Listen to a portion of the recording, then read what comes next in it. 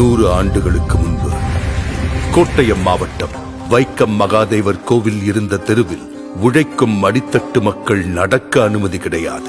கோவிலை தாண்டி செல்ல வேண்டும் என்றால் 2-3 ஃபர்லாங் தூரம் சுற்றித்தான் செல்ல வேண்டும். மாதவன் என்னும் வழக்கறிஞர் வழக்காடுவதற்காக நீதிமன்றத்துக்கு சென்று கொண்டிருந்தார். நீதிமன்றம் அரண்மனைக்குள் இருந்தது. ராஜாவின் பிறந்த நாள் என்பதால் அரண்மனையில் பந்தல் போட்டு வைத்திருந்தார்கள். நீதிமன்றமும் பந்தலுக்குள் அகப்பட்டுக் கொண்டது. யாருக்கும் எதற்கும் அசைந்து கொடுக்காத விஷ விருட்சங்களாக வளர்ந்து நின்ற சாதியும் மதமும் மாதவனுக்கு அனுமதியை மறுத்தது. நீதியை நெருங்குவதை தீண்டாமை தடுத்து நின்றது. மாதவன் விடவில்லை. அண்ணல் காந்தியடிகளின் ஆலோசனையில் தலைவர்கள் காங்கிரஸ் கட்சியுடன் 1924ஆம் வருடம் மார்ச் 30 அன்று தெருவுக்குள் நுழையும் சத்தியாகிரக போராட்டத்தை தொடங்கினார்கள். உயர் சாதியினரும் விடவில்லை. வைக்கம் போராட்டத்திற்கு எதிரான இயக்கத்தை உருவாக்கினர். காவலர்கள் போட்டிருந்த தடுப்பை கூட நெருங்க விடாமல் போராட்டக்காரர்களை தடுத்தார்கள், மிரட்டினார்கள். கண்ணிருந்தால் தானே பாதை தெரியும் என சுண்ணாம்பு நீரை கண்ணில் வீசி பார்வையை பறித்தார்கள். போராட்டம் தளராமல் தொடர அரசனுக்கு மூக்கு வியர்த்தது. டி.கே. மாதவன், கேசவ மேனன், ஜார்ஜ் ஜோசப் என 19 தலைவர்களையும் கைது செய்தார்.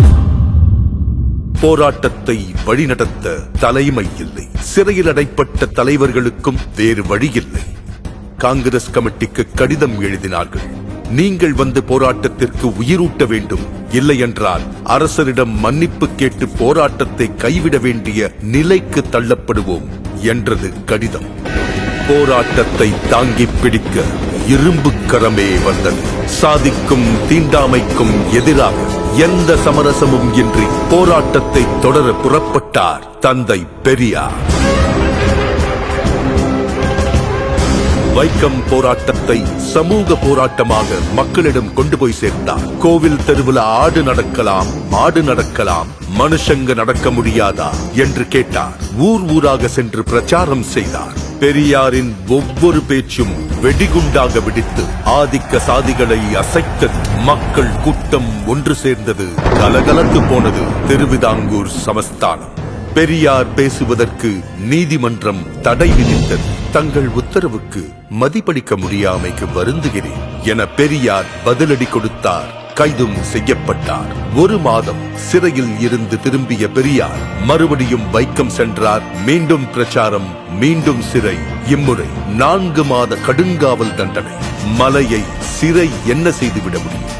இந்த நேரத்தில் திருவிதாங்கூர் ராஜா சர் ராமவர்மா திடீரென காலமானார். சிறையில் இருந்தவர்கள் விடுதலை செய்யப்பட்டனர். வெளியே வந்த பெரியார் மீண்டும் போராடினார். பெரியார் தலைமையிலான போராட்டத்திற்கு பலன் கிடைத்தது. திருவிதாங்கூர் ராணி பேச்சுவார்த்தைக்கு முன்வந்தார். அண்ணல் காந்தியடிகளை பேச்சுவார்த்தைக்கு அழைத்தார்கள். பேச்சுவார்த்தைக்கு வந்த காந்தியடிகளிடம் தெருவில் நடக்கக்கூட அனுமதி வழங்குகிறோம், அதற்கடுத்து ராமசாமி கோவிலுக்குள்ளும் நுழைய வேண்டும் என போராடினால் என்ன செய்வது என்று ராணி கேட்க காந்தியடிகள் பெரியாரிடம் பேசினார். பெரியார் தனது நிலைப்பாட்டை விட்டுக் கொடுக்கவில்லை. பாதையை திறந்து விடட்டும், அதற்காக கோவிலுக்குள் நுழைய போராட மாட்டோம் என உத்தரவாதம் கொடுக்க முடியாது. வேண்டுமென்றால் இப்போதைக்கு அதற்காக போராட மாட்டோம் என சொல்லுங்கள் என்றார் பெரியார்.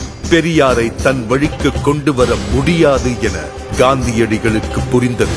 பெரியாரின் நிபந்தனையை ராணியும் ஏற்றார். கோவிலை சுற்றியிருந்த 3 தெருக்களிலும் உழைக்கும் மக்களின் பாதங்கள் பதிந்தன. 1925ஆம் ஆண்டு நவம்பர் மாதம் போராட்டம் வெற்றி கண்டது. எல்லாருக்கும் எல்லாம் என்கிற திராவிட அரசியல்தான் பெரியாரின் ஆயுதம். அதை அவர் முதலாக சுழற்றி வீசிய இடம்தான் வைக்கம். வைக்கத்தில் உள்ள அந்த தெருதான் இன்று கேரள சமத்துவத்தின் முகவரியாகவும் தமிழ்நாட்டு சமூக நீதியின் அடையாளமாகவும் புதிய இந்தியாவுக்கான ஒளியாகவும் இருக்கிறது. இம்மாபெரும் போராட்டத்தின் தொடர்ச்சியாக பொது உடைமையும் சமூக நீதியும் சமத்துவமும் தழைத்தோங்கும் ஆட்சியை அளித்து வருகிறார் கேரள முதல்வர் உயர் திரு பினராயி விஜயன் அவர்கள். அனைத்து சாதியினரும் அர்ச்சகராகலாம், என சட்டம் இயற்றினார் முத்தமிழறிஞர் டாக்டர் கலைஞர் அவர்கள். அதை நடைமுறைப்படுத்தினார் தமிழ்நாடு முதல்வர் உயர் திரு மு.க. ஸ்டாலின் அவர்கள். பெரியார் வகுத்து தந்த சமூக நீதி பாதையில் வீறுநடை போடுகிறது மாண்புமிகு தமிழ்நாடு முதலமைச்சர் திரு மு.க. ஸ்டாலின் அவர்களின் தலைமையிலான சமூக நீதி காக்கும் அரசு. 100 ஆண்டுகளை தாண்டியும் பெரியாரின் பகுத்தறிவு ஓர் ஆயுதமாய் பழமைவாதத்தை வேரறுத்து வருகிறது. இந்நிலை வைக்கம் போராட்டத்தின் நூற்றாண்டை சிறப்பிக்கும் வகையில் தமிழ்நாடு அரசு சார்பில் வைக்கத்தில் அமைந்துள்ள பெரியார் நினைவகம் ரூபாய் 8.14 கோடி மதிப்பீட்டில் புனரமைக்கப்பட்டுள்ளது. புனரமைக்கப்பட்ட நினைவகத்தை இன்றைய தினம் திறந்து வைத்துள்ள மாண்புமிகு தமிழ்நாடு முதலமைச்சர் திரு மு.க. ஸ்டாலின் அவர்களுக்கும் மற்றும் மாண்புமிகு கேரள முதலமைச்சர் திரு பினராயி விஜயன் அவர்களுக்கும் நெஞ்சார்ந்த நன்றி. ஓர் உரிமை போராட்டத்தின் நினைவுகளை தமிழ்நாடு, கேரளா ஆகிய இரு மாநிலங்களும் இணைந்து கொண்டாடுவது சமூக நீதி பயணத்தின் முத்தான தருணம். இந்தியாவின் கவனம் இதை நோக்கி திரும்பும்.